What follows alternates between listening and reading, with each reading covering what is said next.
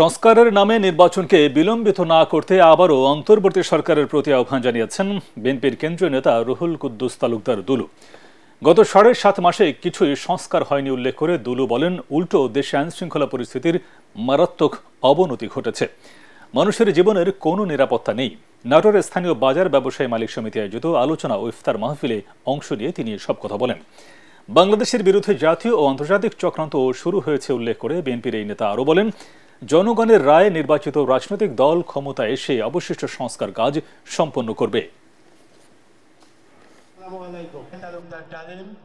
দেশের আইন শৃঙ্খলার মারাত্মক অবনতি ঘটেছে।